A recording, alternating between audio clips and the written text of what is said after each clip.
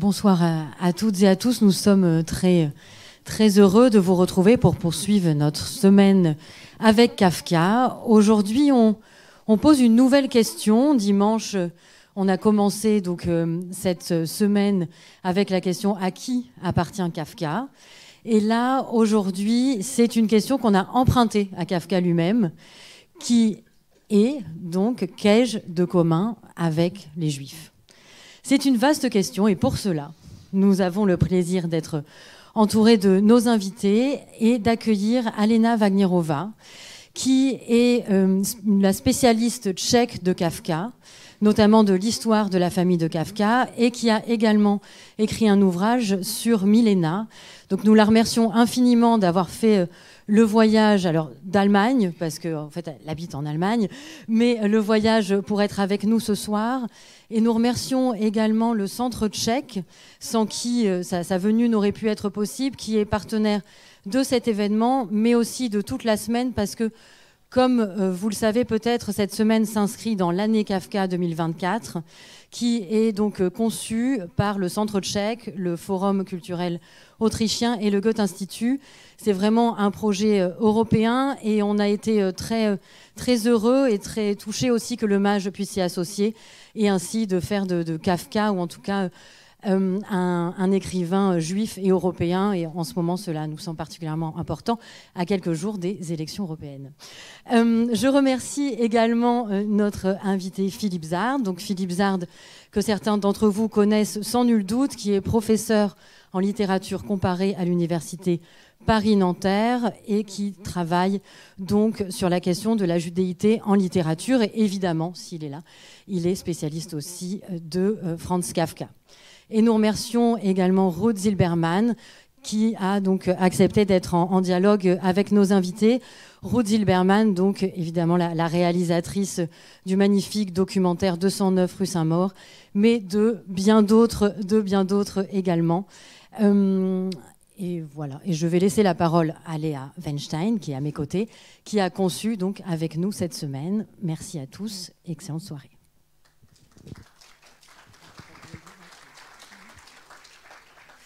Bonsoir à toutes, bonsoir à tous. Merci encore ce soir d'être là avec nous. Juste un mot sur la phrase « Qu'ai-je de commun avec les Juifs ?» La suite de la phrase, c'est « C'est à peine si j'ai quoi que ce soit de commun avec moi-même ».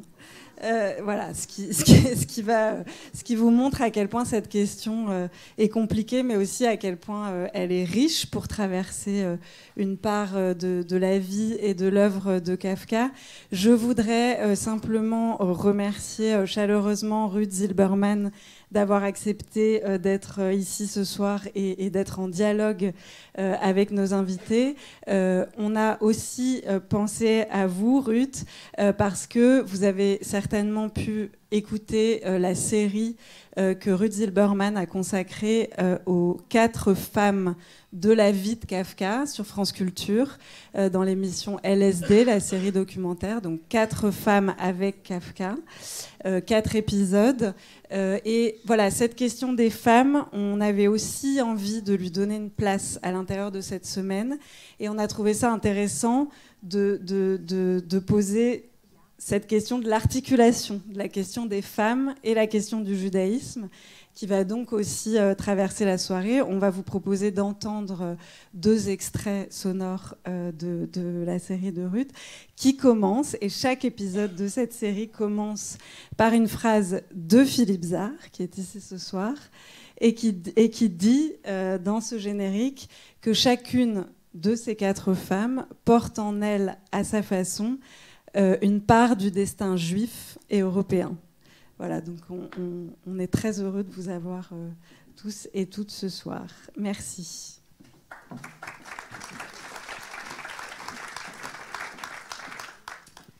Bonsoir à toutes et à tous.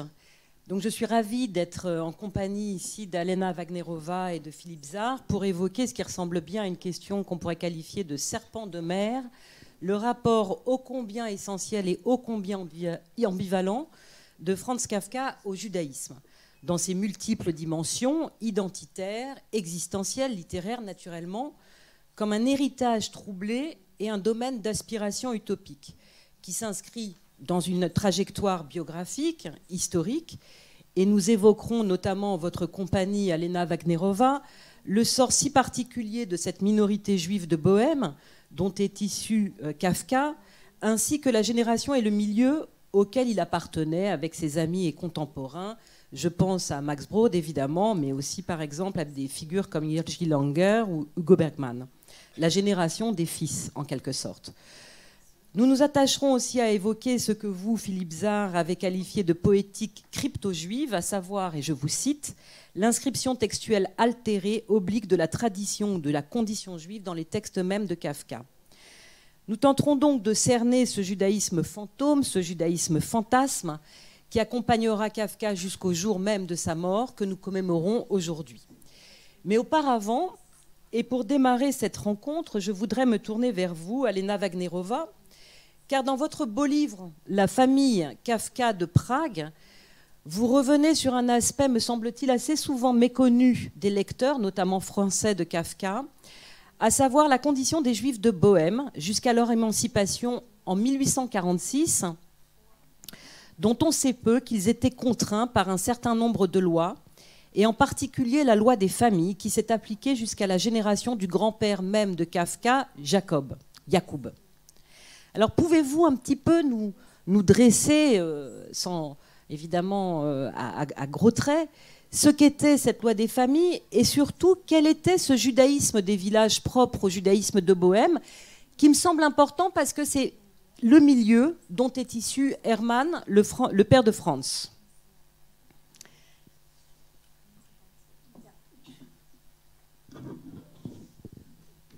Ja, man muss sagen, dass die Juden kamen nach Böhmen, vor allem nach dem Ende des Dreißigjährigen Krieges und wurden gebraucht von den Adeligen, die wollten wieder die Situation auf dem Lande verbessern, wirtschaftlich verbessern. Und da warte man viel diese Wirtschaftlichkeit und Kontakte von den Juden. Und deswegen konnten sie immer sich einsetzen in verschiedenen, vor allem waren das Dörfer. Und man hat dann später gesprochen von Dorfjuden im Unterschied zu Stadtjuden. Donc les Juifs sont arrivés en Bohême après à la fin de la guerre de 30 ans. Ce sont surtout les nobles qui les ont fait venir parce qu'ils espéraient que grâce à eux, la situation économique des domaines pourrait être améliorée. Et à cette époque-là, on a créé deux notions, la notion des Juifs de village et de Juifs de ville. Dazu muss man sagen, dass dann natürlich Tschechen, Deutsche und Juden dann zusammen in den Dörfern lebten. Und dass sich da einfach eine Art von einem gemeinsamen Leben entwickelte. Das ist eine andere Frage. Die zweite Frage ist, dass die Juden sich viel zu sehr und viel zu stark vermehrten, sodass man dann, und das war auch die Maria Theresie, die hätte eigentlich die Juden weghaben und wegmigrieren, wie man heute benutzt das Wort Migration, weghaben, während die Adeligen hatten dagegen protestiert. Und so wurde später dann eine Art Familiantengesetz gemacht. Und ein Familiant konnte eine Zahl der Juden in dem böhmischen und mährischen sein. Letztlich waren das über 8.000 und über 5.000 Menschen in Mähren, 8.000 in Böhmen. Und wenn man Familiant war, dann hatte man eine Möglichkeit, den ersten Sohn wieder heiraten lassen. Und die anderen Kinder, also die Jungs, die Männer, jungen Männer, durften eigentlich nicht heiraten. Donc il faut s'imaginer que dans ces villages cohabitaient des Tchèques, des Allemands et des Juifs, et qu'ils ont créé une sorte de vie commune qui s'est donc développée à la campagne. Et l'impératrice Marie-Thérèse voulait se débarrasser des Juifs, donc elle voulait les expulser de ces États. Et la noblesse a protesté contre cette intention de l'impératrice et a eu gagné de cause. Et les Juifs ont pu rester. Une fois que leur statut était assuré, qu'ils pouvaient rester, on avait un autre problème, c'était qu'il ne fallait pas qu'ils se multiplient trop. Et pour réduire leur nombre, on a créé ce que Madame Wagnerova a désigné comme Familientengesetz. La traduction chez les historiens français, c'est loi de famille, mais ce n'est pas exactement ça. C'était un numéro qui était attribué, qui permettait à un noble juif d'avoir une maison, de s'installer dans un village, et qui faisait qu'on pouvait contrôler plus ou moins le nombre de juifs en Bohême et en Moravie. En Bohême, c'était autour de 5000, en Moravie, autour de 8000 juifs. Et cette loi disait que uniquement le fils aîné d'une famille avait le droit de se marier et d'avoir des enfants. Les fils nés plus tard, donc, n'avaient ni le droit de se marier, ni celui d'avoir des enfants. Das waren sehr harte Verhältnisse, weil sie oft der zweite und der dritte Sohn irgendwie nebenbei ein Kind doch gezeugt hatte und irgendwie auf geheime Art und Weise mit der Frau gelebt hatte. Das war zum Beispiel auch der Jakob Kafka, der erste, der in Ossek gewohnt hatte, der auch das erste Kind wurde geboren, ohne dass das Eheleute waren, dass da eine Ehe war. Da könnten wir sehr lange darüber sprechen, aber dann kommen wir zu dem Jahr 1849, die endlich dieses Verbot zu heiraten, auch im zweiten, dritten, vierten, fünften, sechsten Sohn, das wurde aufgegeben. Und das war ein wunderbarer Tag und wunderbare Wochen, weil sehr oft 60 Jahre alte Juden heirateten und waren glücklich und so weiter. Das war eine große Veränderung, die man nicht vergessen dürfte. Donc évidemment, c'était des lois extrêmement contraignantes et dures, et beaucoup d'enfants sont nés comme ça, clandestinement et hors mariage. C'était aussi le fait de Joseph Kafka à Ossek, qui est né en dehors du mariage. Et cette loi était en vigueur jusqu'en 1849. En 1849, elle a été levée, cette interdiction de mariage. Donc, à partir de ce moment, tous les fils, le deuxième, le troisième, le quatrième, le cinquième, tout le monde pouvait se marier. Et à cette époque-là, on a vu des gens qui avaient une soixantaine d'années, qui n'avaient jamais eu le droit de se marier, qui vivaient ensemble et qui avaient des enfants, se sont quand même mariés. Et c'est une journée, toute une semaine, qui est restée vraiment dans la mémoire juive. Si vous le permettez d'ailleurs, Alena Wagnerova, je cite un extrait que vous citez dans votre livre de Wojtek Rakaus, qui est un écrivain donc, sur le judaïsme villageois de Bohême, et qui, à propos de l'abolition de cette loi donc, qui date de 1849, et je vous rappelle qu'on est en 1849, Kafka est né en 1883, donc c'est pas non plus 150 milliards d'années avant, c'est pas longtemps avant. Les vieux juifs, témoins de la glorieuse année 1849, évoquent volontiers aujourd'hui, où ils sont au bord de la tombe, cette époque pour eux si mémorable.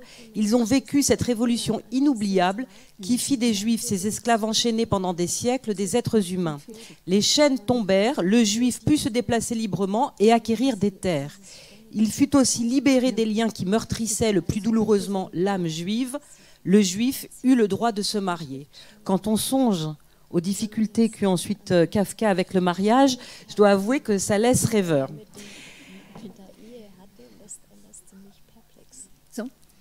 Ja, das sind noch so zwei Sachen, die man ganz kurz erwähnen muss, dass das Zusammenleben zwischen den Tschechen, Deutschen und Juden auf den Dörfern eigentlich gut war, weil sie sich gegenseitig immer geholfen hatten. Die einen hatten, die hatten eben Sachen produziert und die Juden hatten das verkauft und damit einfach ein gutes Leben für alle mehr oder weniger gemacht.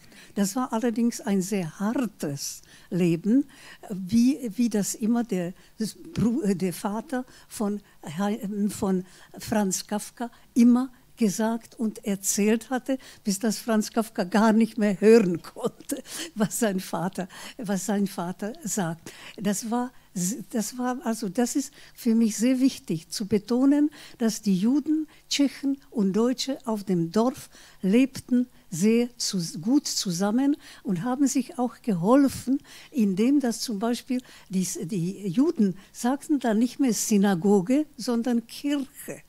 Sie übernahmen Sprache, auch tschechische und deutsche Sprache genauso wie die anderen, wie die Tschechen und die Deutschen ab und zu irgendwie so jüdische Begriffe auch gesagt hatten. Das wäre dazu, wie der Vater von Franz Kafka wurde geboren 1852. Das heißt 3 Jahre nachdem seine Eltern heiraten konnten. Il y a quelque chose qui me tient particulièrement à cœur à vous signaler, c'est que les Tchèques, les Allemands et les Juifs dans les villages vivaient très bien ensemble et s'entraidaient. Ce que les uns produisaient, les autres le vendaient, et ainsi tout le monde accédait un petit peu à une meilleure vie, à un peu de prospérité. Malgré tout, c'était une vie extrêmement dure, comme le père de Kafka, Hermann, le raconte et le re-raconte à son fils, jusqu'à ce que ce fils ne peut plus du tout l'entendre. Et il faut dire également que Hermann Kafka est né en 1852, donc très peu de temps après l'abolition de cette loi sur les familles.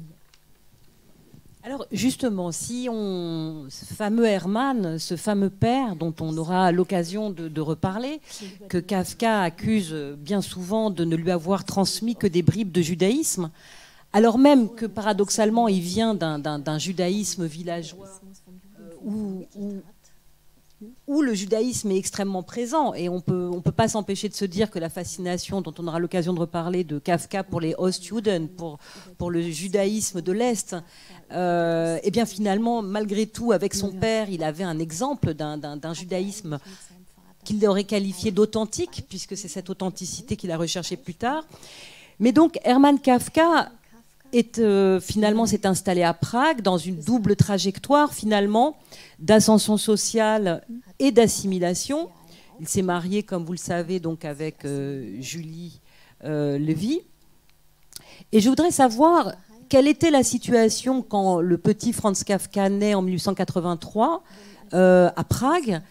D'une part, quelle était un petit peu la situation dans cette ville où on a l'impression qu'il y avait d'une part, c'est un peu la renaissance ou la naissance du nationalisme tchèque, aussi du nationalisme allemand, et on a l'impression que la communauté juive, enfin les juifs de Prague qui sont germanophones, sont un petit peu entre les deux. Donc je voudrais que vous nous parliez un petit peu de cette triangulation justement dans la ville de Prague au moment de la toute jeunesse de Kafka.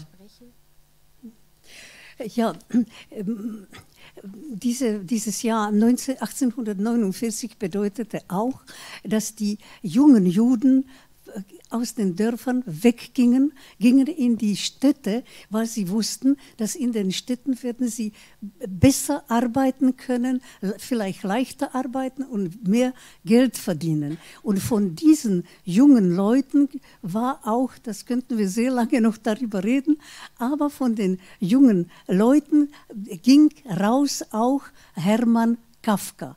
Man muss sagen, die Dörfer wurden praktisch leer von den Juden. Auch wenn die Eltern und Großeltern gestorben sind, war in dem Haus in der Regel niemand mehr, der lebendig war. Und das sieht man zum Beispiel in dem Ossek, woher die jüdische Straße gibt es dort immer noch, aber Juden wohnen schon seit mehr als 100 Jahren nicht mehr drin. Also Hermann Kafka hatte eine harte Kindheit, weil er mit dem Fleisch seines Vaters, der ein Metzger war, hatte über die Dörfer müssen. Und das war ein Thema, was er ständig wiederholte, wie furchtbar das war im Winter, ohne Kleider, richtig über die Dörfer kilometerweise fahren. Und das war so eine Sache, die für Franz Kafka immer schwierig und unangenehm sehr oft war, das zu hören. Aber sonst in der Familie Kafka, also Hermann Kafka hatte einen Galanterieladen gegründet. Als der das gemacht hat, hat er 1882 geheiratet, Julie Löwy. Das ist wieder eine andere interessante Geschichte aus der Stadt Poděbrady. 10 Monate nach der Heirat ist Franz Kafka geboren in Prag. Und man kann sagen... Bitte? Darf ich mal ein bisschen übersetzen? Ja.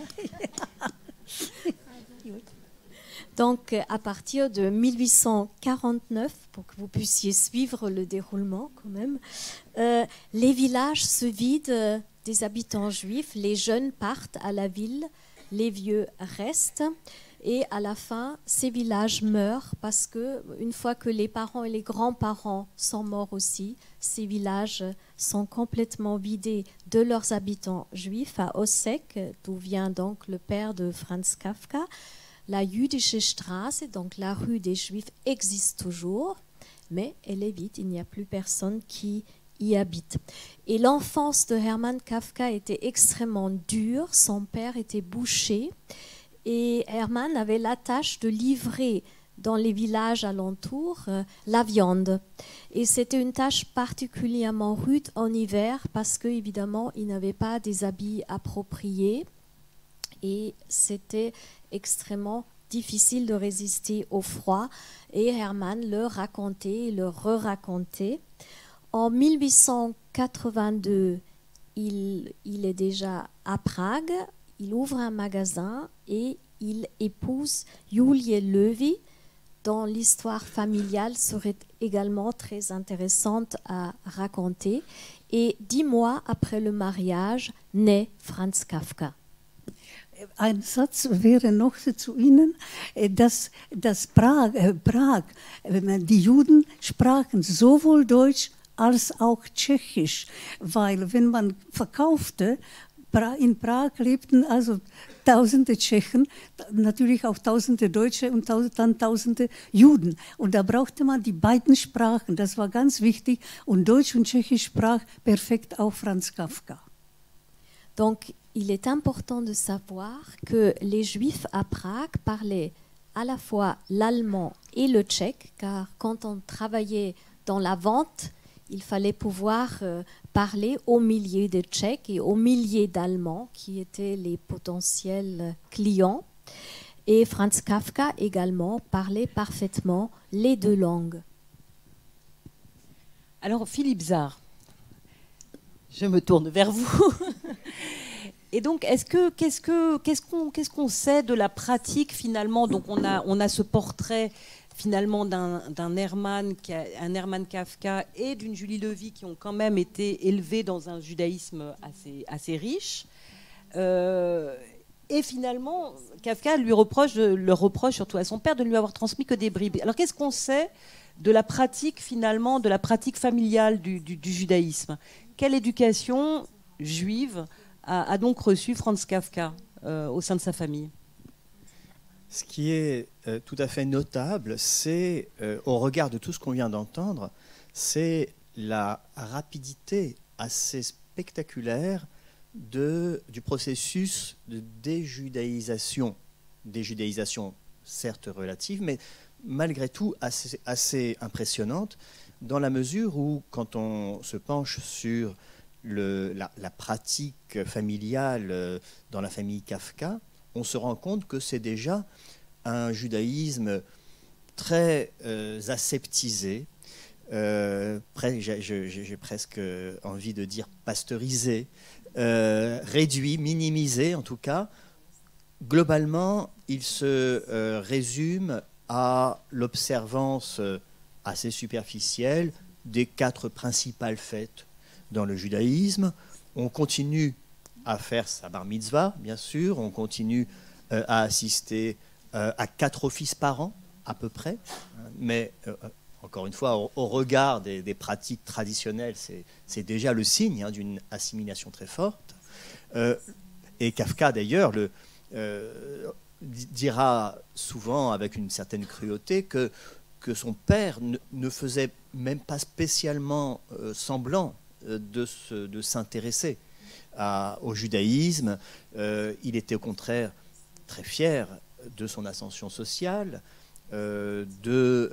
d'avoir acquis un statut de bourgeois bien installé dans la société pragoise. Et donc, c'est, on le sait, un des éléments majeurs du procès, en quelque sorte, que Kafka intente à son propre père, dans la fameuse lettre qu'il lui envoie, que son père ne lira jamais, au demeurant, qui devait être transmise par sa mère et que son père ne lira pas. Lettre dans laquelle il lui reproche, sans doute de manière un peu injuste quand même, de ne lui avoir rien transmis en matière de judaïsme. Et il y a des pages très drôles et cruelles de Kafka sur le supplice que constituaient pour lui les quelques heures qu'il passait rituellement à la synagogue, dans lesquelles il sentait bien que sa présence n'avait pas d'autre sens que celle d'une certaine exhibition sociale. Il s'agissait tout simplement de se montrer à la synagogue, au temple, comme on disait, mais pas davantage. Et c'est sur fond de ce judaïsme anémié, qui, aux yeux de quelqu'un d'aussi exigeant que Kafka, était encore pire que ne l'aurait été un abandon complet du judaïsme. C'est tout ou rien, d'une certaine manière, dans l'esprit, dans un esprit qui est soucieux d'absolu. Eh bien, sur fond de ce judaïsme anémié, dévitalisé, la jeunesse de Kafka se passe dans une indifférence presque hostile au judaïsme. Le sentiment qu'il n'est... Alors, entendons-nous bien, il était impossible pour un juif de Prague de ne pas se savoir et donc se sentir juif d'une certaine manière, les communautés étant ce qu'elles étaient. On appartenait, il y avait une forme d'endogamie sociale. On restait globalement dans son milieu. Donc on se savait juif, mais on ne savait plus très bien ce que signifiait le judaïsme ou l'identité juive, comme on dirait aujourd'hui.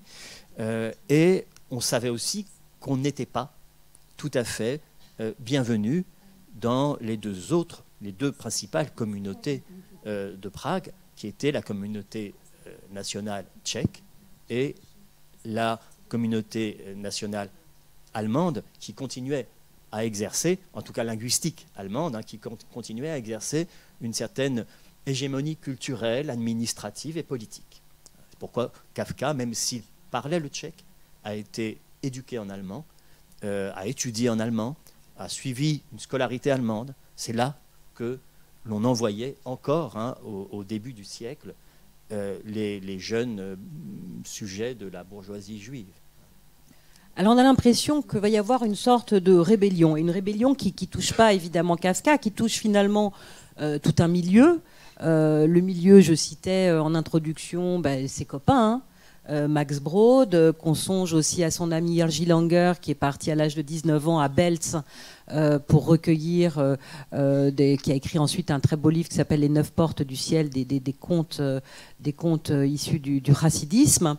Hugo Bergman, qui évidemment émigrera plus tard en Palestine. Donc on a l'impression d'une génération, que ce soit à Prague, à Berlin, mais restons à Prague, qui cherche quelque chose. Et Kafka va chercher lui aussi, et on a l'impression qu'en 1911, il trouve quelque chose. Alors qu'est-ce qu'il trouve ? Alors en effet, nous sommes à une époque où la génération des fils n'est plus tout à fait satisfaite de ce qu'on pourrait appeler ce processus d'assimilation dont on commence à sentir les limites. Et il y a donc des recherches dans différentes directions de rejudaïsation, de redevenir juif en quelque sorte. Les unes s'expriment dans une certaine forme d'orthodoxie religieuse, mais pas tellement à Prague, sauf des cas comme celui de Jiří Langer, en effet. D'autres s'expriment dans un militantisme sioniste qui reste encore minoritaire, mais qui, malgré tout, se fait entendre, et notamment parmi les amis de Kafka. Max Brod est un sioniste relativement précoce. Et puis, vont venir ces événements de 1911. Il faut rappeler ici que, donc, à la fin de 1911, une troupe de théâtre yiddish va venir faire une longue tournée à Prague de plusieurs semaines. Et il faut avoir en tête que ce théâtre yiddish, cette troupe yiddish, représente donc un judaïsme, le judaïsme de l'Est, le judaïsme oriental, le judaïsme yiddishophone, dont Kafka n'avait pas la moindre idée avant de les voir surgir sur cette scène théâtrale. Et alors là, c'est un événement intérieur majeur, une sorte de commotion, un bouleversement. Pendant plusieurs semaines, presque tous les jours, Kafka va assister aux représentations de ce théâtre yiddish. Il va, dans son journal, on le voit, il est tellement passionné qu'il commente tous les jours les pièces qu'il a vues, il les résume, il donne son avis, etc. Et surtout, il nous a transmis un certain nombre de ses impressions, de ses sentiments lorsqu'il assistait à ses premières représentations. Juste un exemple qui est très connu, une citation bien connue, qui est au tout début de la tournée, on est en octobre 1911. Hier soir, au Café Savoy, troupe juive. Certaines chansons, l'expression jüdisches Kinderlach, le spectacle de cette femme qui, parce qu'elle est juive, nous attire sur la scène et nous attire à elle, nous autres spectateurs, parce que nous sommes juifs, sans désir ni curiosité à l'égard des chrétiens, m'ont fait passer un frisson sur les joues. Un peu plus tard, 4 jours après, avant-hier, chez les Juifs, au Café Savoy, la Sedernacht, donc le Seder, la nuit du Seder de Feynman, c'est le titre de la pièce.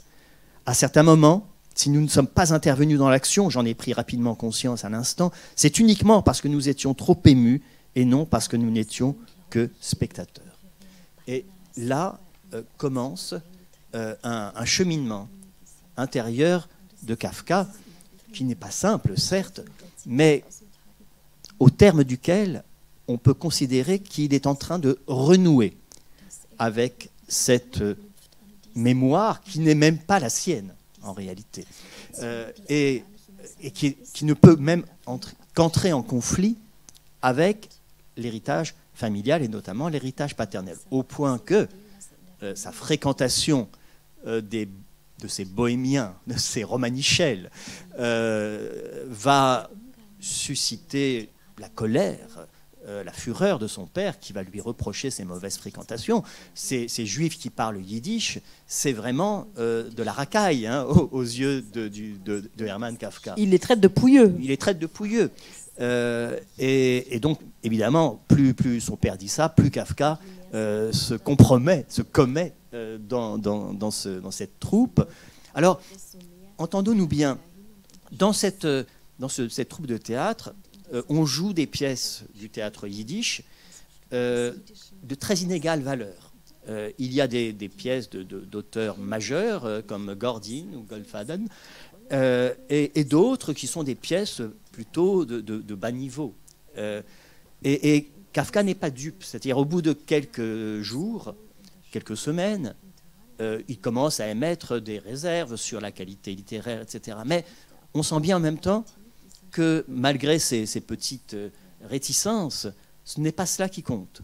Ce qui compte pour lui, c'est d'avoir rencontré un exemple de ce qu'il pense être un judaïsme authentique. C'est une notion absolument capitale. Un judaïsme sincère, un judaïsme vécu. Et pas seulement une sorte de vernis social ou un rituel qui aurait perdu tout son sens. Alors évidemment, c'est un judaïsme dont on ne dit pas assez que c'était déjà un judaïsme marginal malgré tout, parce que ces comédiens, ces Ostjuden, ces juifs de l'Est, ils étaient déjà un peu en rupture de banc par rapport au monde traditionnel qu'ils avaient quitté en Pologne ou en Ukraine, etc.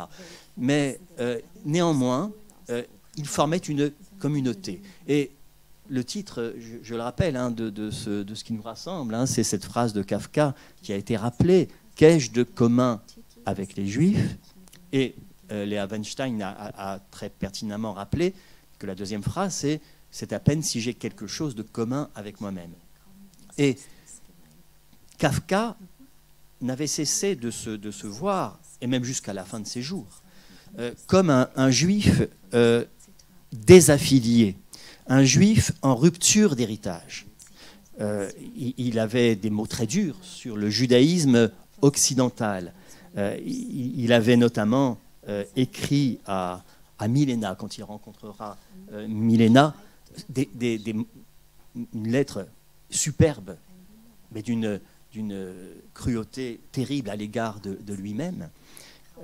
Nous connaissons tous les deux à foison des exemplaires typiques de juifs occidentaux. De tous, je suis, autant que je le sache, le plus typique, c'est-à-dire, en exagérant, que je n'ai pas une seconde de paix, que rien ne m'est donné, qu'il me faut tout acquérir, non seulement le présent et l'avenir, mais encore le passé, cette chose que tout le monde reçoit gratuitement en partage.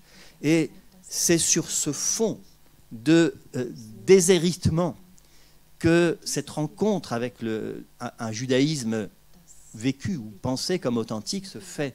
Et là, il y a une rêverie de Kafka, peut-être un fantasme, quelque chose comme une nostalgie qui naît, un peu populaire, peut-être un peu romantique. Il y a là un romantisme national qui se noue dans la conscience de Kafka.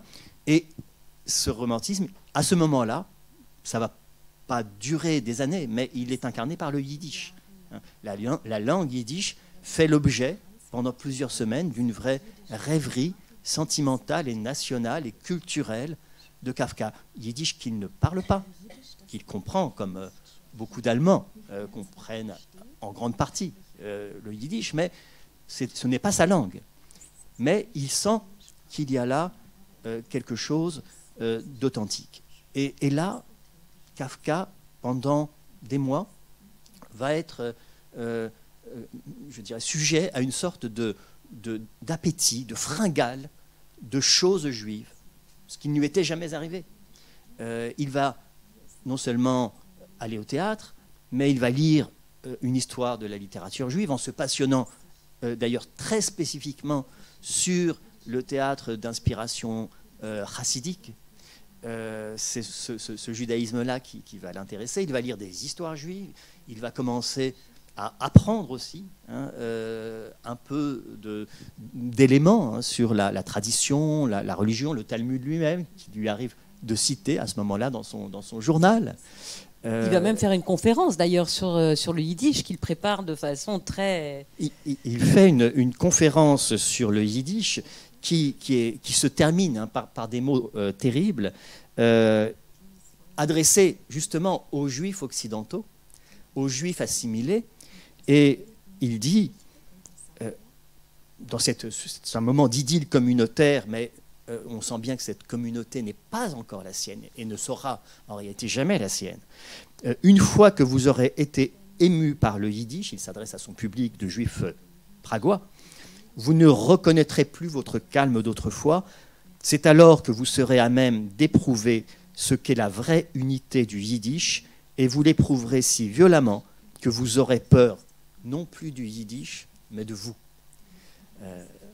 Et autrement dit, on comprend bien que ce yiddish, c'est la part de l'altérité refoulée du judaïsme occidental. Et c'est en quoi il secoue, il produit cette commotion, comme le retour d'un refoulé juif que son père, que sa famille n'était plus en mesure de lui fournir, de lui donner. Oui, d'ailleurs, c'est une question que je me posais, Lena Wagnerova. Est-ce que justement Hermann Kafka était locuteur du yiddish, avait parlé le yiddish? Est-ce qu'on parlait le yiddish?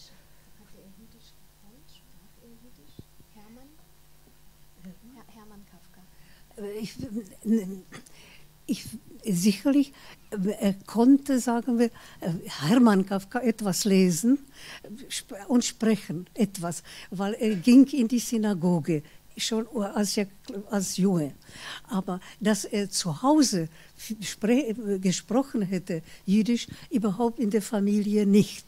Was passiert, was interessant ist, dass aber Julia Kafka hielt zu Hause 3 verschiedene Bestecke für Fleisch, für Nichtfleisch und für die bestimmten Feier, für Juktame heißt das.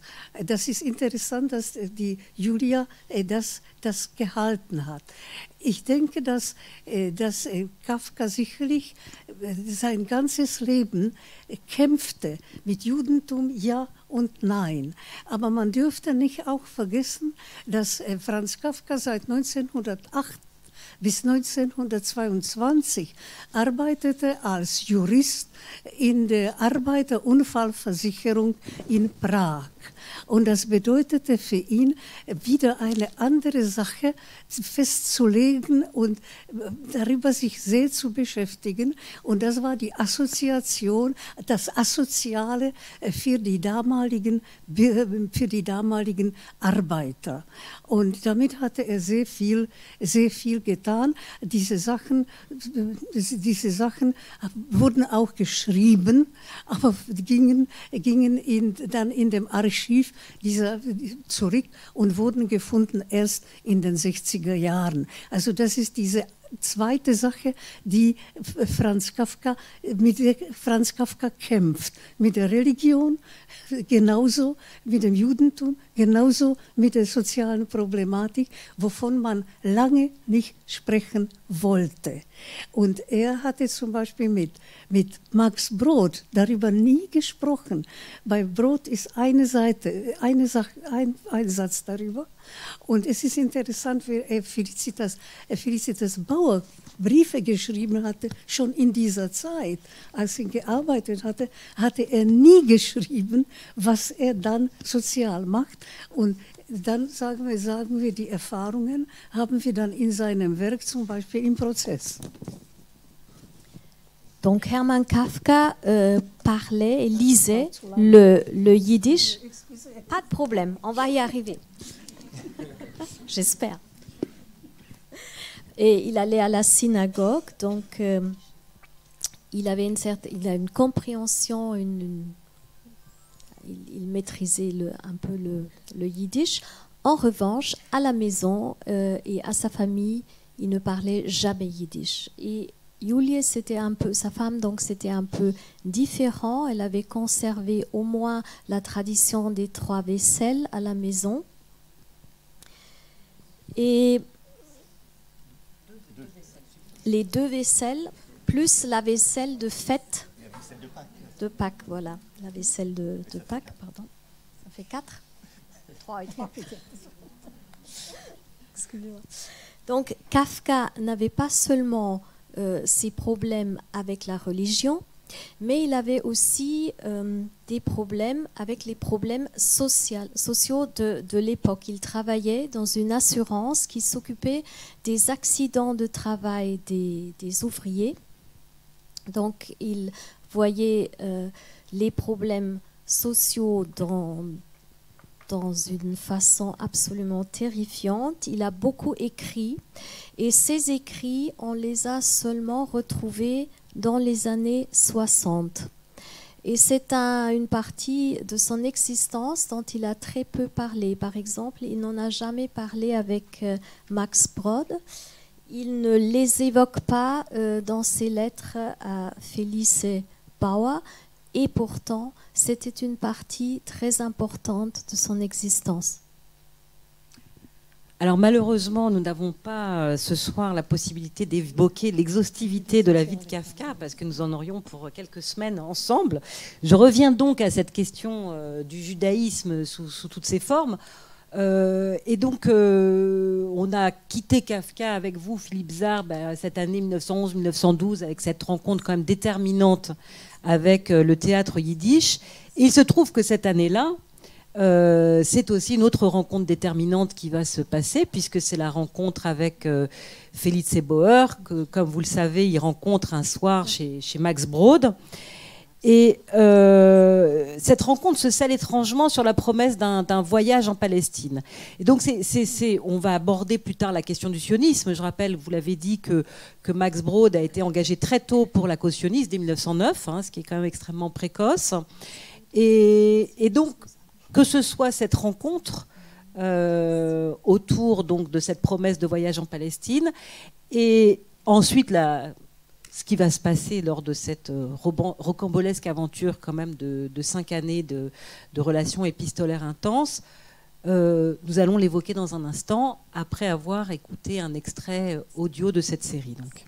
Kafka arrive un soir chez les parents de son ami Max Brod. Il y va assez souvent après dîner, parce qu'il ne dîne jamais chez personne. Il arrive ce soir-là avec sous le bras un petit paquet qui comprenait les récits qu'il venait de recueillir sur les instances de Max Brod, précisément pour les publier chez Rowohlt. Il écrivait depuis toujours, et c'est la première fois que Max Brod réussissait à le convaincre de publier quelque chose. Et il arrive pour demander à Brod de l'aider à ordonner ces petits récits. Et il est étonné de trouver chez Brod quelqu'un qu'il ne connaît pas, qu'il ne s'attendait pas à voir, une jeune fille qu'il prend, dit-il ensuite dans son journal, pour une bonne. Max Brod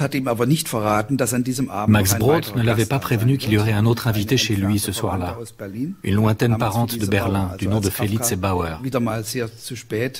Quand Kafka est arrivé chez les Brod, en retard comme d'habitude, avec son manuscrit sous le bras, il y avait assise là une femme qu'il ne connaissait pas, et dont il n'avait jamais entendu parler d'ailleurs. Visiblement, il n'avait jamais été question d'elle. Ce fut la première rencontre. Alors ils ont commencé à discuter, à parler de choses qui ont déplu aux autres personnes présentes autour de la table. Par exemple, d'un voyage qu'ils pourraient faire ensemble en Palestine. Je veux dire, c'est absurde, surtout à l'époque, de faire la connaissance d'une femme et 5 minutes plus tard de prévoir un voyage avec elle. C'était incroyable. Les parents de Max Brod n'en croyaient pas leurs oreilles de ce qui se passait à leur table. C'est comme ça que tout a commencé. C'est donc comme ça que tout a commencé. Donc par cette promesse absolument étonnante de voyage en commun en Palestine, qui, rassurez-vous, n'aura jamais lieu naturellement. Mais donc, qu'est-ce qui se passe à ce moment-là et comment Felice Bauer entre dans cette trajectoire juive de Kafka? Alors oui, nous sommes vraiment dans les années cruciales. Kafka est quand même maintenant...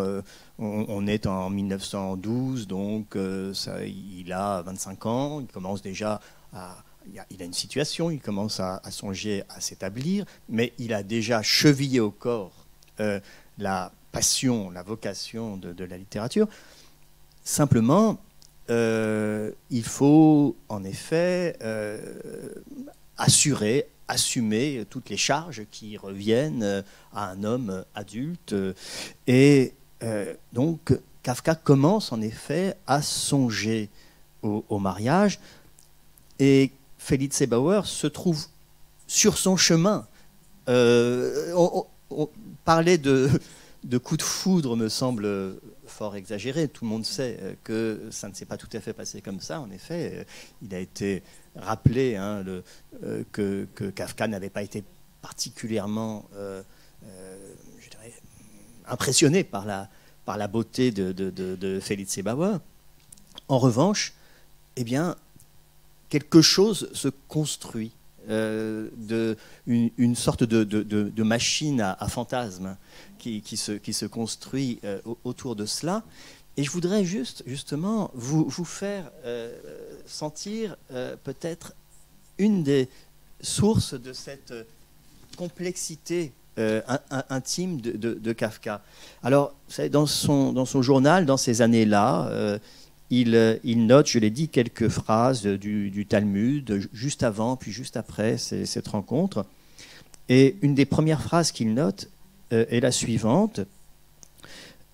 Le Talmud lui-même dit « Un homme sans femme n'est pas une créature humaine ». Ça, c'est, on pourrait dire, l'impératif catégorique. Sauf que, à peu près dans le même esprit, il note une autre, le 26 novembre, donc 2 jours après. Quand un savant talmudiste part pour chercher femme, il faut qu'il se fasse accompagner d'un amoretz. Un amoretz, c'est un ignorant, un profane.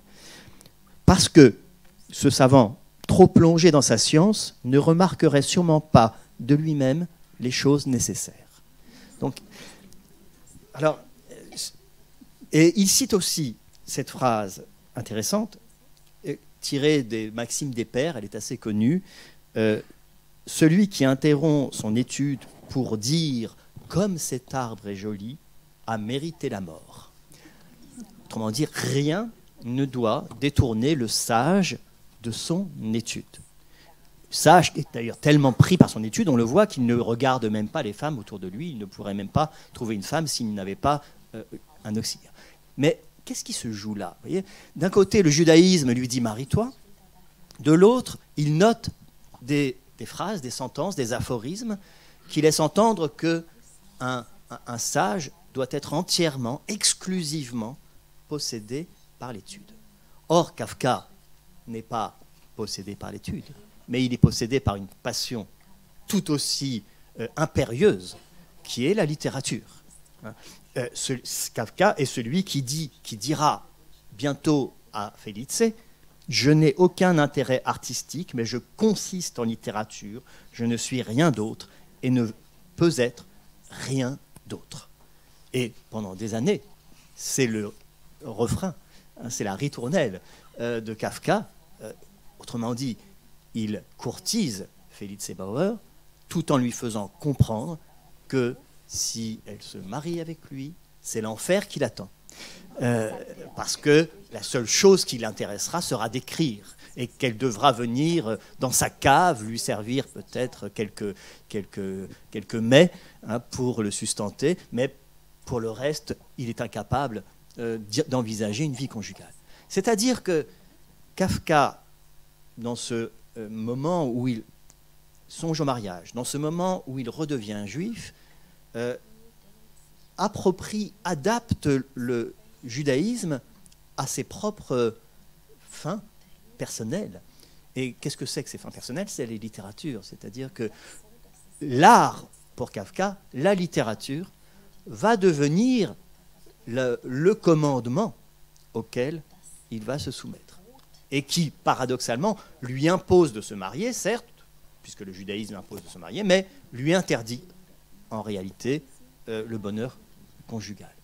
Et le drame, en quelque sorte, le drame existentiel de Kafka se noue à ce moment-là, dans cette impossibilité qu'il se donne, qu'il se formule à lui-même. Et donc on peut dire que d'une certaine manière, c'est assez mal engagé dès le départ. La liaison avec Felice elle-même va devenir littérature, en réalité. Des centaines et des centaines de lettres de Kafka vont être envoyées, qui sont à la fois un lien qu'il adresse à Felice et un mur qu'il dresse entre lui et elle. Et tout se passe comme si Felice n'avait été que la matière à faire naître une prose amoureuse, une prose épistolaire qui n'avait pas d'autre aboutissement qu'elle-même, en quelque sorte. Ce qui est intéressant aussi, et je reprends ce que vous disiez, Alena Wagnerova, sur l'importance méconnue, enfin pas si méconnue que ça, mais de la question sociale pour Kafka, c'est que par exemple, à Felice, il enjoint un certain nombre de choses, et notamment, par exemple, il l'engage, enfin c'est ce dont je crois me souvenir, à travailler pour le foyer social juif de Berlin. Alors c'est intéressant parce que c'est encore toute cette sociabilité juive dont il est finalement assez familier, avec malgré tout cette vocation sociale, puisque dans ce foyer social juif, évidemment, ce sont notamment des petits, enfin souvent des émigrés d'Europe de l'Est qui viennent.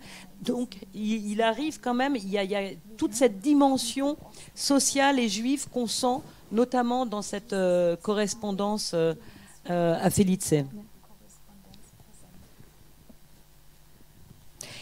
Alors, Philippe Zard, je vais continuer avec vous. On va interrompre peut-être quelques minutes le cours un petit peu biographique, n'est-ce pas, de la vie de Kafka, parce que je voudrais suspendre cette trame chronologique, parce que vous parliez évidemment du journal, des notations du journal, des lettres à Felice, mais je voudrais me rapprocher avec vous des textes même de Kafka, et de ce que le judaïsme y fait. Vous avez notamment dans votre livre « Essai sur les judaïsmes apocryphes » dessiné une piste de lecture sur la poétique crypto-juive, comme vous la qualifiez, à l'œuvre dans les textes de Kafka, dont vous dites que dans sa génération et son milieu, et c'est vrai si on pense à Brod, si on pense à Langard, même si on pense à Werfel, il est celui qui a pris le plus de soin à effacer le signifiant juif dans son œuvre. Certains textes portent pourtant la marque, sinon explicite, du moins transposée, des interrogations de Kafka, qu'ils interrogent la question de l'appartenance, le rapport entre identité juive et assimilation, ou la notion d'une tradition en déshérence. Alors, est-ce que vous pouvez nous parler de cette poétique que vous qualifiez de crypto-juive? Alors, je sais que c'est une question un peu vaste. Voilà. Donc... Oui. Alors, en effet, essayons d'être synthétiques.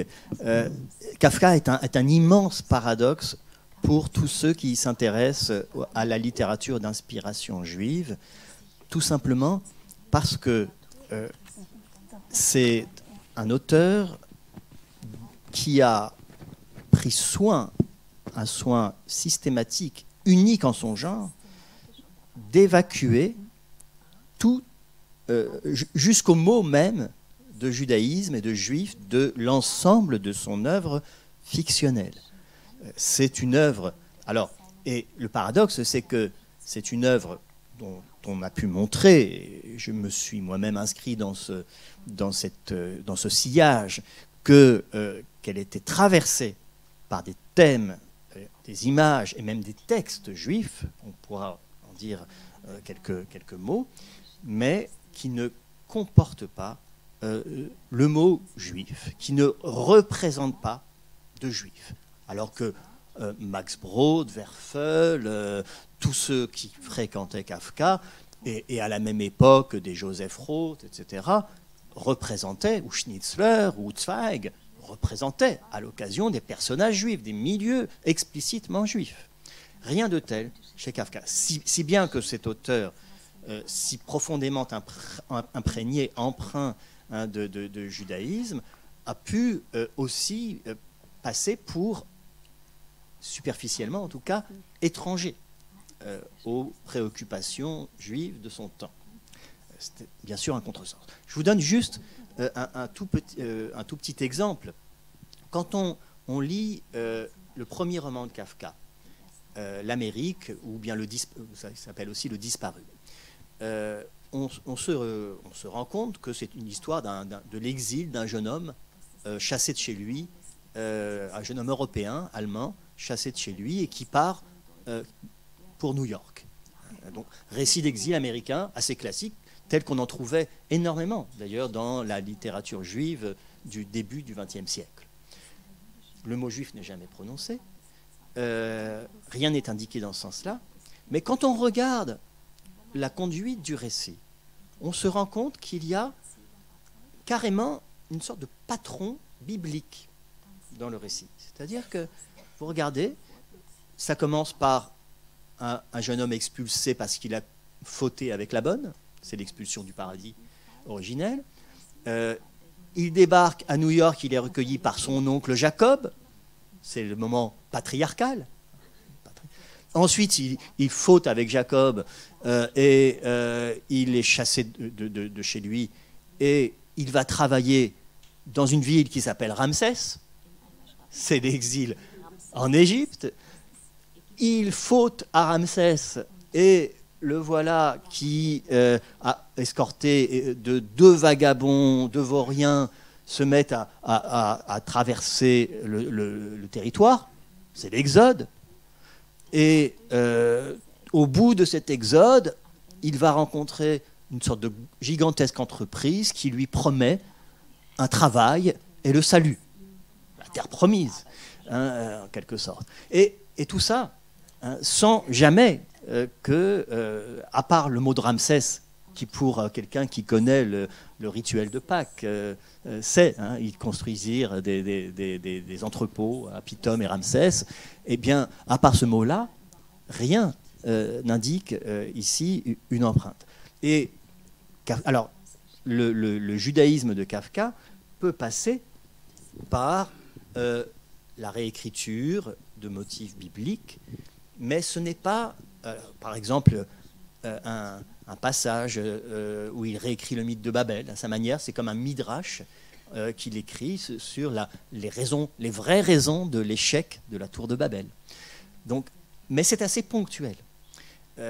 L'essentiel de l'empreinte juive de Kafka se traduit dans des petits récits qui sont souvent des paraboles dans lesquels se fait entendre des héritages scripturaires, des héritages textuels ou des réflexions, des méditations un peu décalées sur la condition du juif contemporain.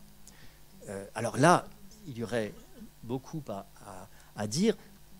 Je vous ai dit tout à l'heure que jamais il n'était question du judaïsme dans Kafka, j'ai menti.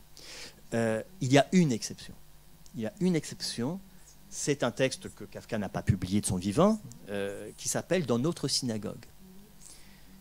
Texte assez stupéfiant, très court, de 2 pages et demie, dont le prétexte est la description d'un animal, une sorte de martre, dit le texte, qui loge dans le secteur des femmes d'une vieille synagogue en voie d'être d'ailleurs abandonnée. D'ailleurs, par rapport à tout à l'heure ce qu'on a dit sur ces petites villes qui se dépeuplaient, hein, de leur population juive, il y a un écho à cela. Il est question d'un petit village dont la synagogue est de moins en moins fréquentée. Et dans cette synagogue, il y a cet animal bizarre, dont on ne sait pas exactement ce que c'est, mais tout le débat est de savoir ce qu'il faut en faire. Est-ce que cet animal appartient à la synagogue ou est-ce que c'est un corps étranger qu'il faut expulser? Est-ce qu'on doit le considérer un peu comme de la famille ou comme un obstacle à la piété puisqu'il distrait les femmes?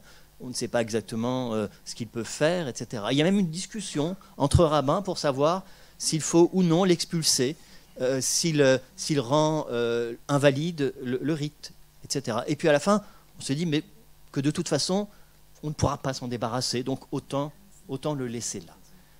Et il est très difficile, c'est un des derniers textes de Kafka, il est très difficile de ne pas penser que Kafka s'est ici auto-représenté.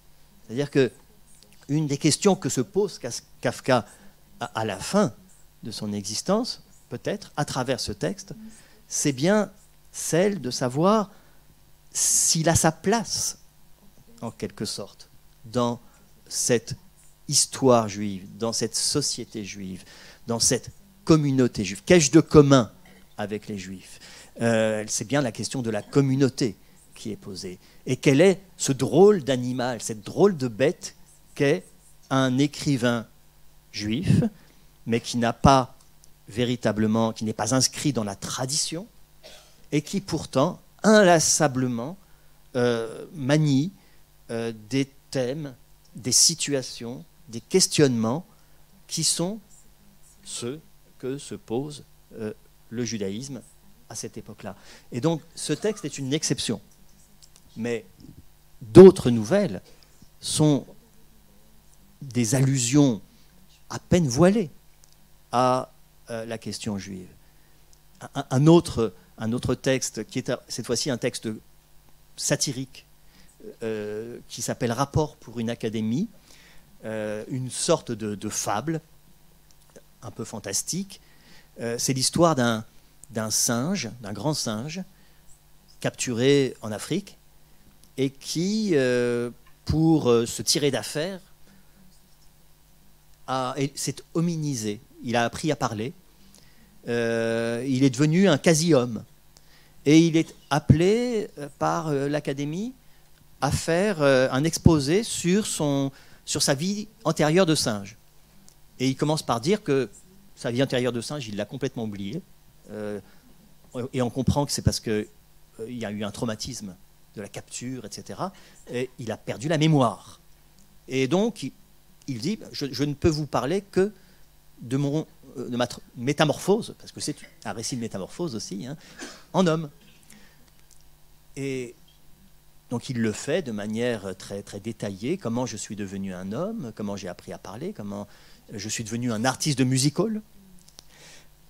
Et alors, à l'époque, en 1917, où ce texte est écrit, quand il est lu par un public juif, il est publié dans le journal Der Jude, le juif, de Martin Buber. Hein. Eh bien, il est vu, évidemment, tout de suite, comme une satire de l'assimilation.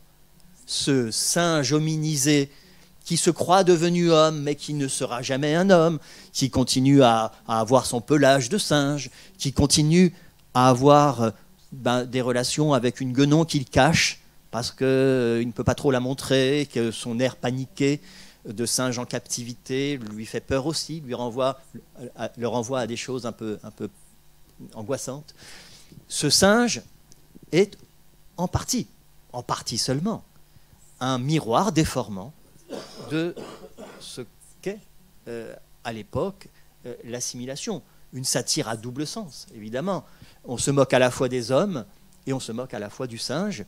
Et on imagine ce quadrumane, cette sorte d'hybride, mi-homme, mi-singe, hein, qui, très content de lui, explique qu'il a fait carrière dans le music-hall. Et c'est ainsi... Alors, j'ai dit tout à l'heure que Kafka avait mis l'art et la littérature un peu à la place de la piété, de la foi. Et simplement, qu'est-ce qui fait une énorme différence entre le croyant et l'artiste pour Kafka? Il n'en est pas dupe. Eh bien, c'est que l'artiste, celui qui a la religion de l'art, eh bien, ne peut s'adosser à aucune certitude. Le croyant, lui, s'est convaincu que Dieu veut tel ou tel comportement, tel ou tel rite, qu'il attend quelque chose de lui. Mais l'artiste, qui lui a donné mandat?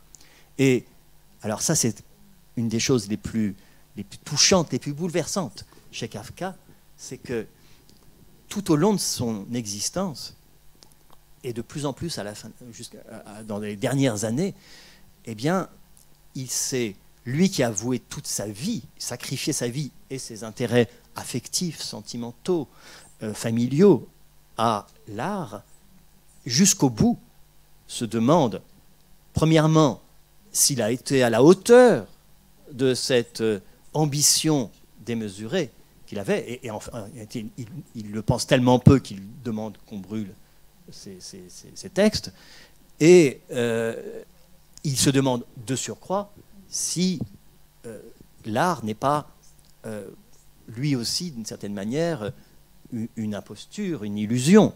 D'ailleurs, tous les artistes qu'il représente sont des artistes un peu ridicules. C'est un champion de jeunes, un artiste de la fin. C'est une Joséphine, une souris, une Joséphine la cantatrice, chanteuse d'opéra, mais dont le chant n'est qu'un sifflement très ordinaire. Et c'est un acrobate, un trapéziste. Bref, ce sont des figures dévaluées de l'art. Et il y a dans la correspondance de Kafka, d'ailleurs, un texte très prenant. Ce n'est pas un texte littéraire, puisque c'est une lettre, mais souvent les lettres de Kafka ont une telle intensité. Une lettre à qui, si je puis me permettre ? C'est une lettre, alors c'est pas Pollack, c'est à Klopstock. À Klopstock. Et il imagine, cette fois, il va transposer ses propres angoisses sur une figure biblique, qui est Abraham. Et il revoit la scène dans laquelle Abraham est appelé par Dieu pour accomplir le sacrifice suprême, celui de son fils. Et alors, il réinvente Abraham. Et voici ce qu'il dit. Ah oui, là, effectivement. Voilà, ça y est. Il imagine un Abraham qui serait prêt à répondre sur le champ à l'exigence du sacrifice, je cite, avec un empressement de garçon de café, mais qui pourtant n'arriverait pas à accomplir le sacrifice parce qu'il ne peut pas partir de chez lui. Il est indispensable, son ménage le requiert, toujours il reste quelque chose à régler, la maison n'est pas finie, et sans que sa maison soit finie, sans cet appui, il ne peut pas partir. D'ailleurs, la Bible le voit bien, car elle dit « il mit ordre à sa maison ». Ça, c'est la première raison. Abraham, il voudrait bien, mais il a trop à faire chez lui. Et puis la deuxième raison, ça c'est le pire, un Abraham qui veut sacrifier tout à fait comme il faut, et qui a tout l'instinct qu'il faut pour cette affaire, mais qui ne peut pas croire que ce soit lui qu'on choisit. Lui, le vieillard dégoûtant, et son fils, ce garçon crasseux. À celui-là, ce n'est pas la vraie croyance qui manque. Cette croyance, il l'a. Il sacrifierait dans la disposition d'esprit qu'il faut, si seulement il pouvait croire que c'est lui qu'on choisit. Il redoute que, partant bien avec son âne sous la forme d'Abraham et son fils, il se métamorphose en Don Quichotte, chemin faisant. Et bien, d'une certaine manière, voilà, ça c'est tout Kafka. D'abord, c'est tout Kafka parce qu'il reprend une histoire biblique vénérable et il en fait une satire très drôle, très amusante, très décoiffante. Et en même temps, ce sont les propres dilemmes, les propres affres de Kafka, artiste, qui sont ici représentés. Oui, il est une sorte d'Abraham qui a été choisi par erreur, le mauvais élève qui a été confondu avec le bon élève, dira-t-il un peu plus bas dans la lettre, et qui, en chemin, se transforme en Don Quichotte, c'est-à-dire en quelqu'un qui poursuit des moulins à vent, des chimères. Et ça, c'est fondamentalement dans ce doute-là que Kafka a écrit. Donc, il s'est arrimé en partie à la tradition juive, mais une tradition juive revisitée et hantée par un doute fondamental sur l'origine, les fondements, les justifications et les fins dernières de cette vocation. Le mot Beruf en allemand signifie métier, mais signifie aussi vocation. Et quand peut-on savoir si on a vraiment été appelé ? Abraham lui-même, peut-être, a des doutes. Alors vous pensez bien, le pauvre Franz Kafka. Alors pardon de retomber un petit peu sur terre, après cette magnifique intervention. Je voudrais juste que nous évoquions ensemble, Alena Wagnerova, aussi la question du sionisme. sionisme envers lequel, on le sait, alors on sait que Kafka, n'est-ce pas, a appris l'hébreu, on sait qu'il a rempli de nombreux cahiers d'hébreu. Il n'avait peut-être pas un rapport au sionisme aussi simple, dirais-je, que ses amis, par exemple, que Max Brod ou que Hugo Bergman. Ce qui est intéressant, c'est que ce sionisme, c'est-à-dire ce qu'il attirait probablement, c'est comme on le sait, il aimait le travail de la terre. C'est quelque chose qu'il a partagé avec sa sœur Otla. C'est quelque chose dont qu'il a vraiment partagé au sein de sa famille, n'est-ce pas? Ja, das kann man verfolgen, dass Franz Kafka und ebenso auch die Otla hatten eine gewisse Zeit die Vorstellung und die Hoffnung, sich umziehen nach Palästina, wie das einige Menschen auch vor ihnen schon auch gemacht hatten. Und Otla war auch Mitglied einer zionistischen Gruppe von Frauen. Also sie meinte das ganz, ganz ernst und das war auch die Art und Weise, wo sie dann in Sirem war und versuchte einfach die landwirtschaftliche Arbeit zu beherrschen und zu haben, während Kafka ging auch in einem Garten oberhalb von Praha. Das ist jetzt die Frage, wie weit und wie konkret. Was war eine Sehnsucht und inneres Bedürfnis, über Palästina als ein Ort von Juden zu hoffen, oder ob das nur eine Illusion war und ein Bedürfnis, eine Illusion ausleben zu haben. Das werden wir nicht ganz entdecken können, aber es ist eine wichtige Zeit, wo wirklich das und zusammen mit Otla, wo sie das machen wollten. Donc Franz et Otla, sa sœur, avaient à la fois l'idée et l'espoir de pouvoir un jour pouvoir vivre en Palestine. Et comme beaucoup d'autres avant eux l'ont déjà eu. Et Otla était même membre d'un mouvement sioniste féminin. Elle s'intéressait beaucoup à l'agriculture. Elle s'est même formée en agriculture, alors que Kafka s'est contenté de jardiner même dans un petit jardin à Prague.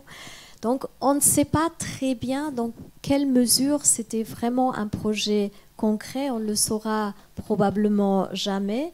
Si c'était un désir ou un besoin intime de se projeter dans cette vie en Palestine, si c'était une illusion, on ne le pourra jamais vraiment décider.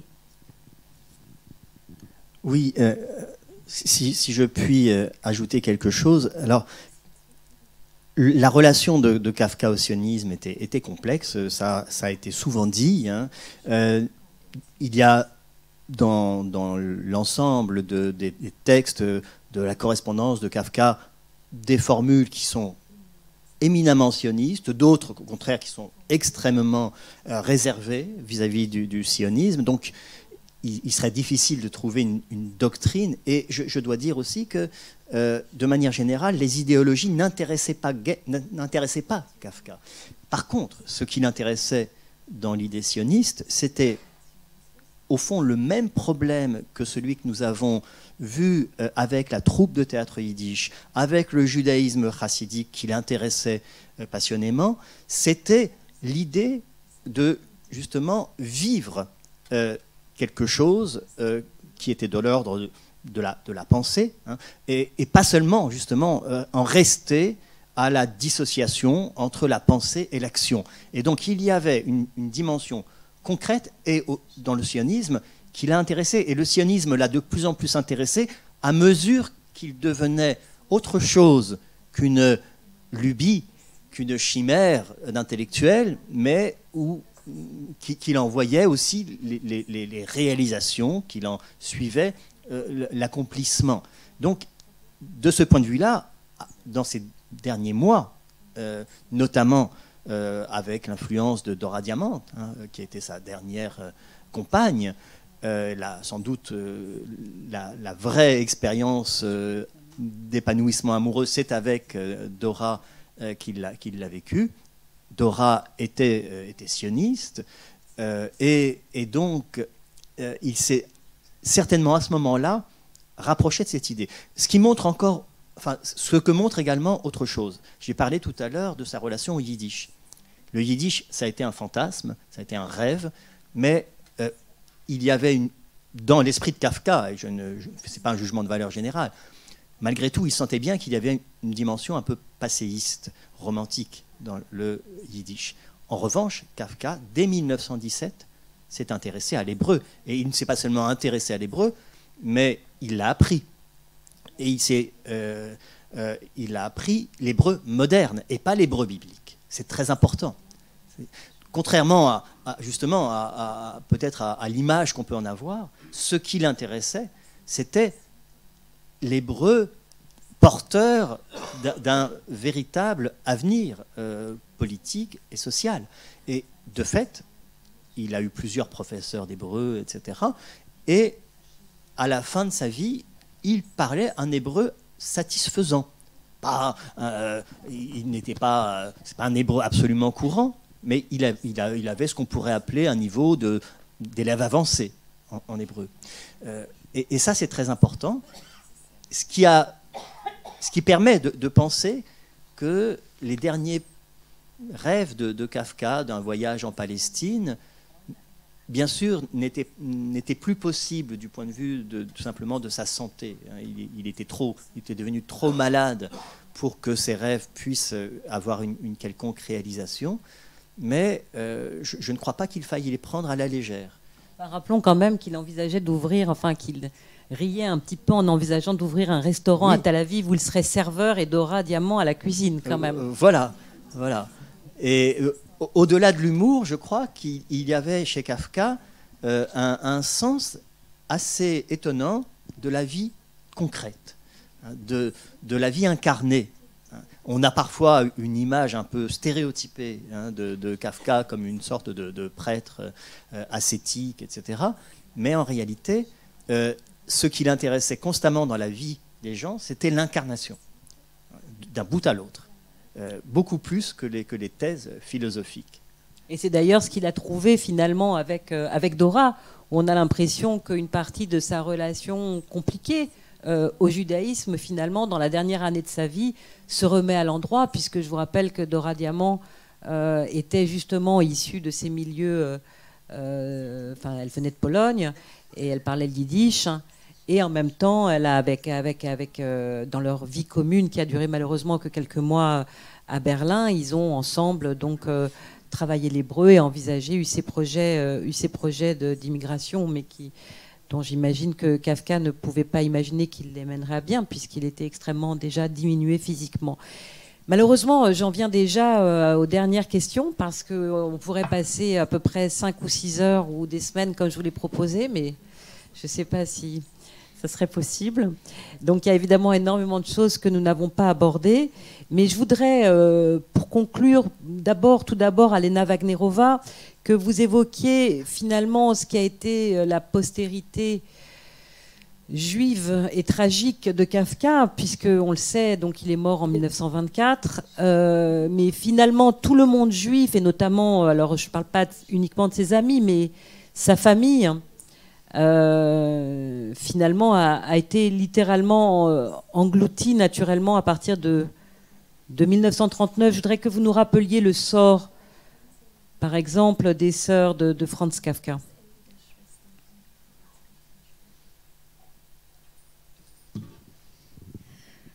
Sicher ist, dass mit dem Jahr 1938 das zu Ende war, überhaupt weiter auch über Kafka zu sprechen, etwas dafür zu tun, dass voll ist sagen wir, in dem tschechischen Zusammenhang und auch in dem deutschen, sagen wir, deutschen Teil des Zusammenhangs war Kafka praktisch weg aus dem, was er bis jetzt gewesen ist. Und das muss man natürlich sagen, dass seine Schwester, alle 3 Schwestern sind umgebracht worden. Die beiden Schwestern in Lodz mit einem Mann, die Valerie, das waren 3 Schwestern. Die Gabriele, die war schon eine Witwe, aber mit ihrer jüngsten Tochter Hanna, die gerade geheiratet hatte, einen Arzt, dann sie, die Hanna, die Gabriele und die Hanna mit ihrem Mann, der überlebte, aber starb 1 Woche von dem Ende des Krieges dann in Buchenwald, nicht in Buchenwald, das war anders, aber in Buchenwald kann man sagen, völlig junger Mensch. Die Hanna starb in Lodz. Ebenso in Lodz starb Valerie mit ihrem Mann und mit dem Bruder des Mannes.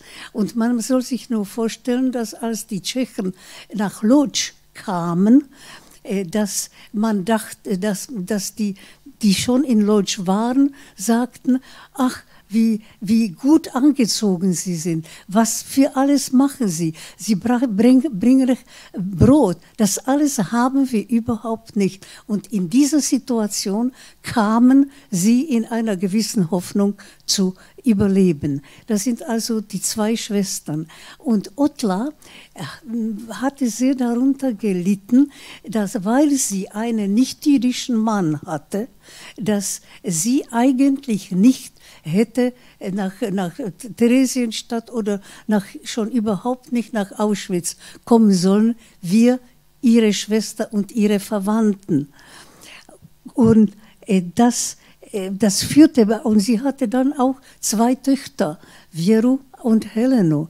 Und das war für sie psychisch unheimlich hart zu bleiben, wenn die anderen schon tot sind. Auch der Onkel, der Doktor aus Tschechien. Und dann hat sie sich scheiden gelassen. Sie hat sich zuerst trennen lassen von ihrem Mann und dann hat sie sich von ihm teilen lassen und er hat das alles akzeptiert. Ich habe gedacht, er hätte das nicht erlauben dürfen, eigentlich, diese Scheidung. Und er putzte ihr die Schuhe, als sie nach Theresienstadt gefahren ist. Und dort hatte sie die Kinder, sich der Kindern in Theresienstadt sehr gewidmet, kleinen Kindern. Und die Schwestern, die ich noch angesprochen hatte, die mit ihr gearbeitet hatten, sagten sie, die Ottla, die war unheimlich, das war immer leise, immer schön, immer gut, immer mit intensiven Gespräch und auch mit der Liebe zu den kleinen Kindern, bis. Das war sie. Il faut que vous laissiez traduire parce qu'on comprend pas tout. Bitte? Also, Entschuldigung. Ja. Sie verstehen, das geht mich wirklich so nahe. Donc, Madame est tellement prise par son sujet. Mais je vais quand même vous mettre au courant. Donc, à partir de 1938, c'était très difficile même d'évoquer Kafka. Tout ce qui avait été fait sur lui jusqu'à ce moment devait complètement disparaître. Et quant au sort des 3 sœurs, les 3 sœurs ont été assassinées. Valérie à Lodz, elle y était avec son mari et le frère de son mari. Gabriele, qui à l'époque de la déportation était déjà veuve, y est allée avec sa fille Hanna et son mari, qui a survécu à Lodz, mais qui est mort 1 semaine avant la fin de la guerre à Buchenwald. Et il y a un fait notable, quand ils sont arrivés à Lodz, les internés qui étaient déjà dans le camp ont remarqué à quel point les arrivants étaient bien habillés, apportaient du pain, et que ce fait apportait de l'espoir à tout le monde. Espoir, bien sûr, qui ne s'est pas du tout réalisé. Quant à la troisième sœur, donc la cadette Otla, elle était mariée avec un non-juif et du coup, elle a, dans un premier temps, échappé à la déportation. Elle n'a pas été déportée ni à Theresienstadt ni à Auschwitz. Elle avait 2 filles, mais en revanche, elle souffrait énormément de rester là alors que le reste de la famille était assassiné. Et c'était pour elle une situation psychologique extrêmement difficile. Par la suite, elle s'est séparée de son mari. Ensuite, elle a divorcé du mari. Et mon avis est que ce mari n'aurait jamais dû accepter ce divorce. Et c'était un personnage assez étrange parce que au moment où elle a dû partir à Theresienstadt, il a ciré ses chaussures. Et à Theresienstadt, on a des témoignages de survivants. Otla s'est consacrée aux soins de très jeunes enfants et que tout se passait toujours très bien autour d'elle. Les enfants étaient rassurés, il y avait une atmosphère sereine. Elle avait un don incroyable de calmer les angoisses autour d'elle. Ja, mit der Otla, das war so sehr schön zuerst, und dann gab es am 3. Juli 1943 im Ghetto einen 60. Geburtstag von Franz Kafka und wurde gefeiert. Und da wurde natürlich auch Otla eingeladen. Kurze 3 Monate danach kam nach Theresienstadt 1260 Kinder als Bialystok ein. Und sie kommen in einem furchtbaren, elenden Zustand und hatten furchtbare Angst von Duschen. Und da hatten sich zusammengetan einige Leute aus Theresienstadt, Ärzte, und Otla hat das auch, diese Arbeit angenommen. Und diese Kinder, denen ging es sehr gut, die sind sehr glücklich geworden. Bis zu einem Tag kam ein Befehl, dass diese Kinder werden nicht das machen können, was man eigentlich mit ihnen machen wollte. Das weiß man bis heute nicht, wie das eigentlich war. Und in jedem Fall waren auch jüdische Gruppen aus Westen waren nicht dazu bereit, Kinder aus Bialystok zu bezahlen und damit zu retten. Und das war so, an der Nacht hatten die Nazis, die 1260 Kinder, alle die Menschen, die sich um sie gekümmert hatten, gesetzt in den Zug, brachten sie nach Auschwitz und dort sofort alle getötet, umgebracht und tötet.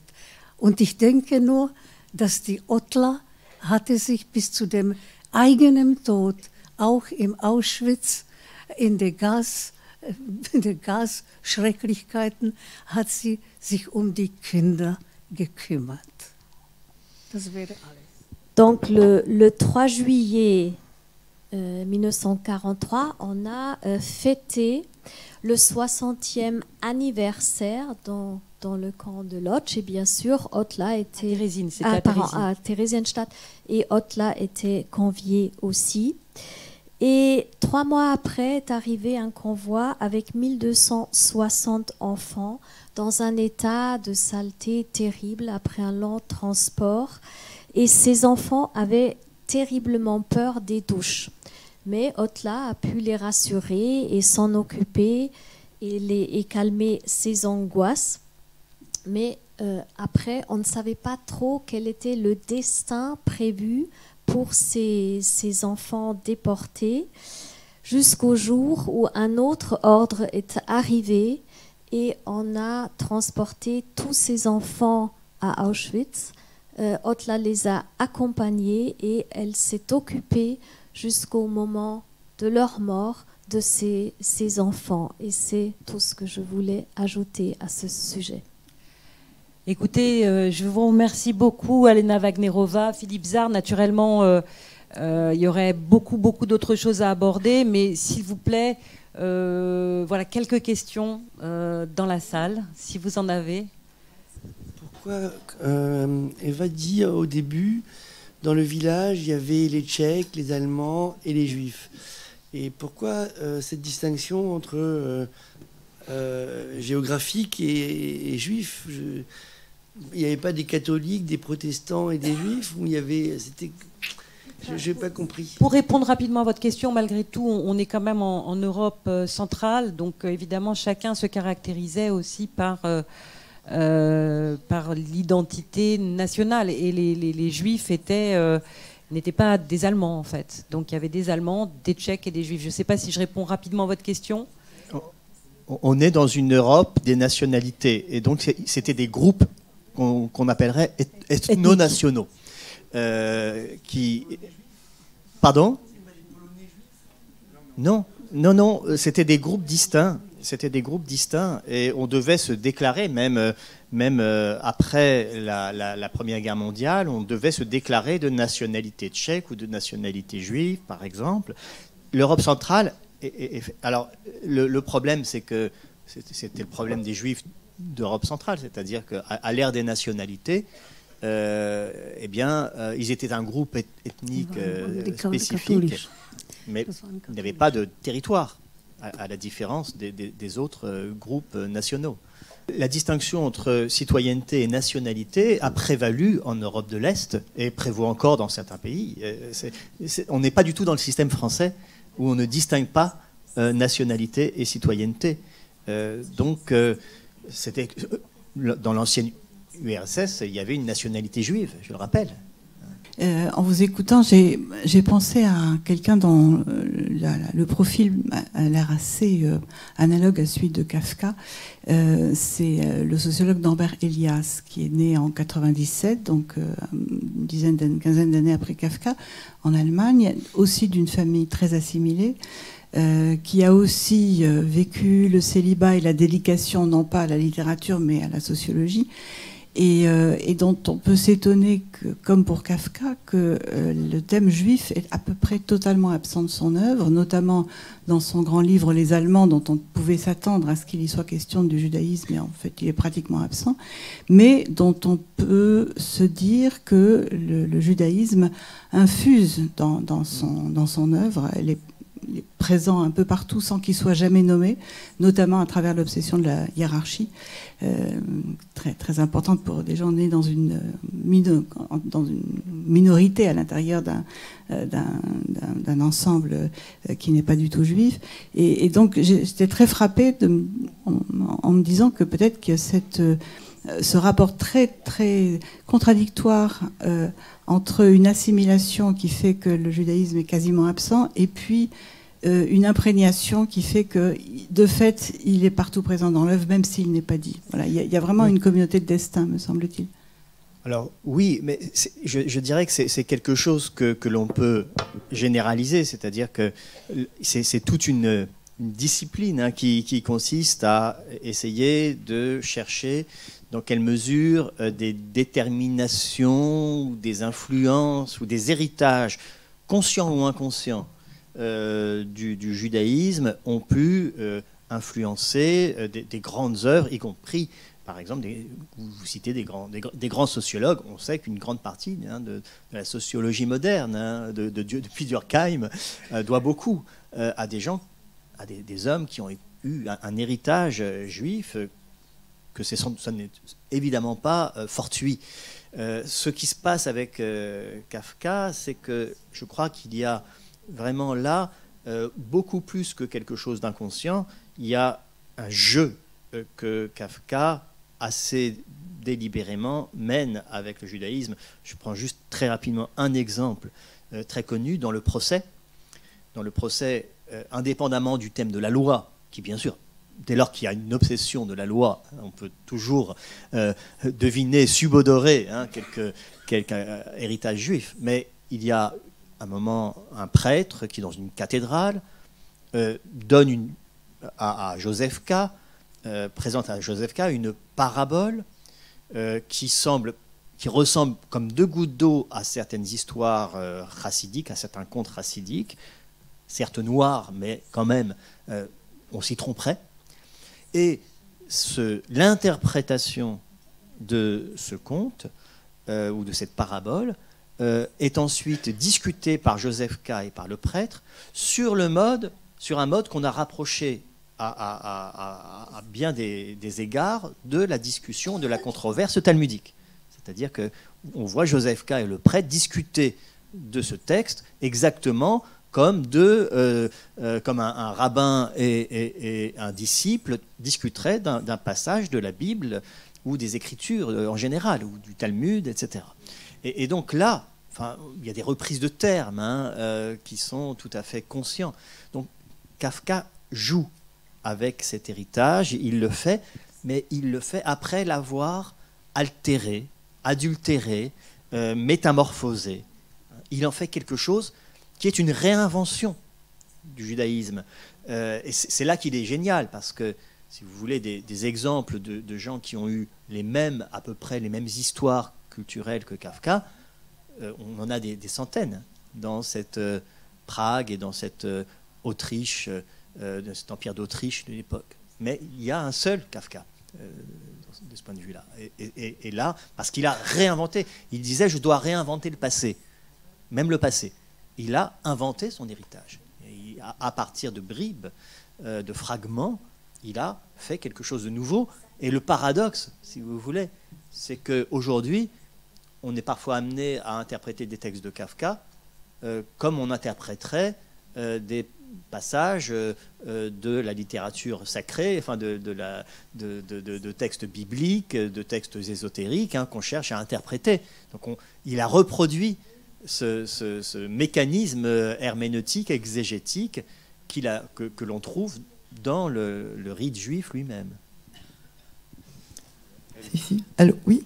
Vous avez dit que la troupe de théâtre yiddish était restée plusieurs mois à Prague, et puis qu'il a étudié le Talmud, il savait des choses du Talmud, et puis qu'il a appris l'hébreu. Donc il y a tout un milieu juif à Prague, quand même. Est-ce qu'il y avait autant de gens de juifs, ou de pas juifs, peut-être, qui pouvaient suivre les pièces du yiddish pendant plusieurs mois, comme ça, plusieurs pièces du yiddish, ou est-ce que c'était l'allemand leur suffisait pour comprendre le yiddish ? L'allemand suffisait pour comprendre le yiddish globalement. Globalement, bon.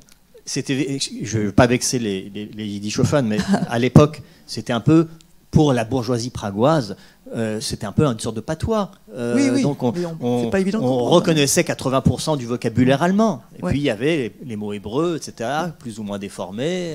Etc.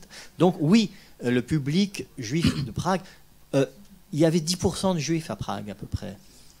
10%. Une grande partie était germanophone. Et une partie quand même croissante était tchécophone. Donc il commençait à y avoir de plus en plus de juifs qui parlaient tchèque quand même. Mais longtemps, au XIXe siècle, c'était quand même une vraie prédominance germanophone dans la ville de Prague. Ça a commencé à changer. Mais en gros, oui, la petite bourgeoisie intellectuelle juive de Prague pouvait, pendant plusieurs semaines, se rendre au Café Savoy et suivre, et écouter des pièces de théâtre avec beaucoup d'assiduité. Oui.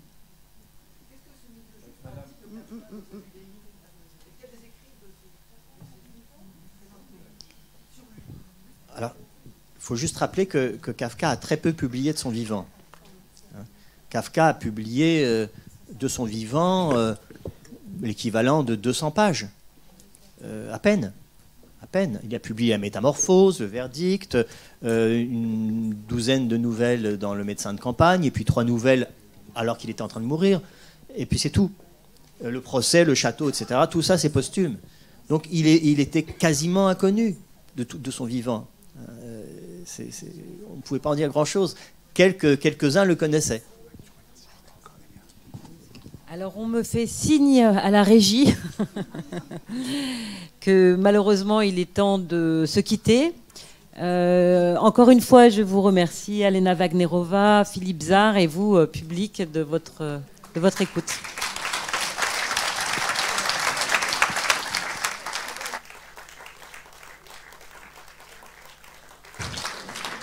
Et nous vous donnons rendez-vous dimanche à 11h pour écouter Hélène Sixou et à 15h pour découvrir la grande traversée Kafka métamorphosée produite par Christine Le Cerf.